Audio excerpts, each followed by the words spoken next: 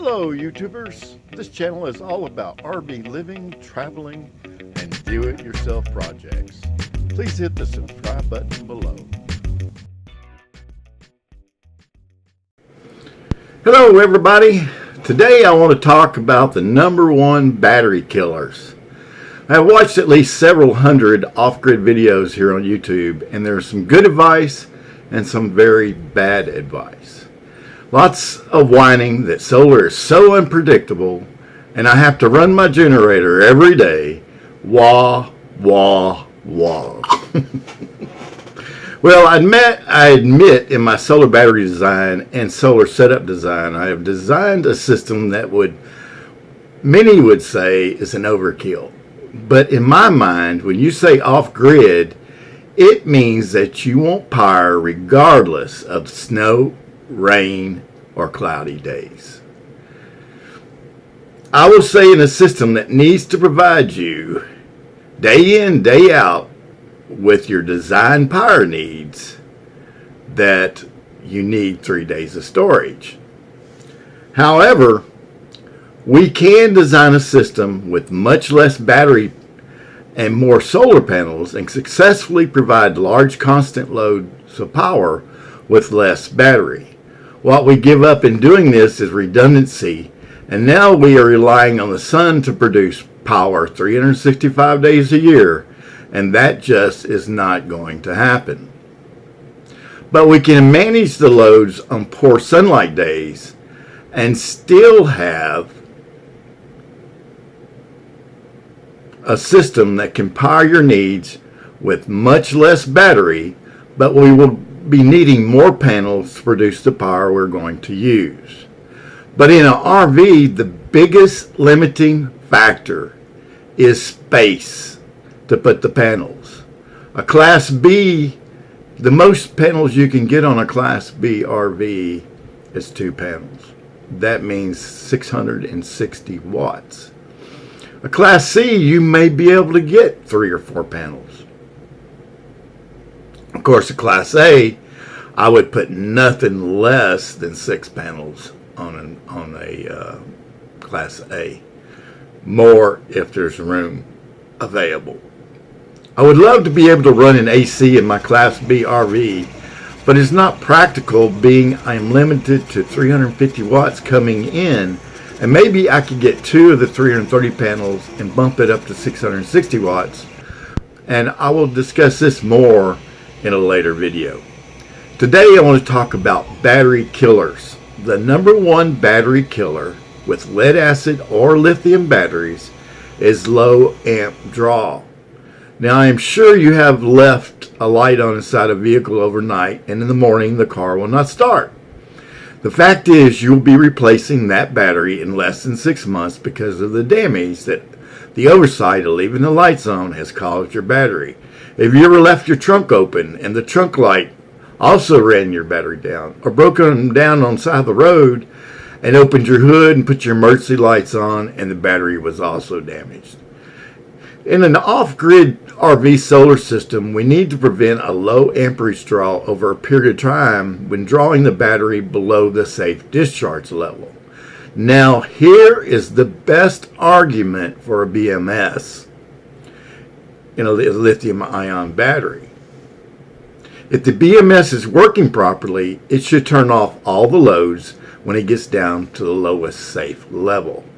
However, most lead acid batteries do not have BMSs, and lithium batteries that do not have a BMS have to be monitored by you, and this is critical. If you have purchased a quality inverter, it will prevent low amp draws at a set level, but if you have an item connected directly to the battery, such as LED lights, 12-volt pumps, and USB outlets, connected directly to your battery, you need a master shutoff switch. When you put the RV in storage, nothing is draining power from your battery. Also, you need a battery disconnect. So when you're storing that RV, when you disconnect that breaker from that battery, nothing has got access to the power in that battery. What I have done is put a master switch on my DC to 24 volt to 12 volt converter that supplies my 12 volt fuse panel, so that when I am out of the RV, the converter is off. However, if you do use a BMS, it is still recommended to put a master switch on the converter. Also, on 12 volt systems, I would recommend putting a master switch between your battery and your 12 volt fuse panel, assuming you use a 12 volt fuse panel. If not, I would definitely put one in.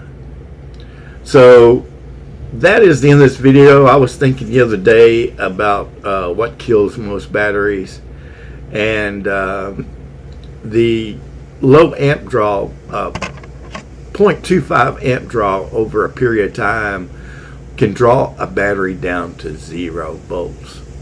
And as you know, with lithium, as the battery gets below 3 volts, the battery becomes closer and closer and closer to direct short. And surprisingly, chemistry wise, when the battery gets above 4.2 volts, the chemistry also gets the battery closer and closer to a dead short. So that's the reason you can't overcharge and you can't undercharge. Undercharge on a lithium battery is not dangerous because there's no power to cause the fire. However, when you overcharge a lithium battery, as it gets closer to the chemistry point where it goes to short, it has all that power there to produce a very hot fire. Well, as you saw during that video, I showed the printing of this new holder I have for these batteries. Boy, this is so much nicer.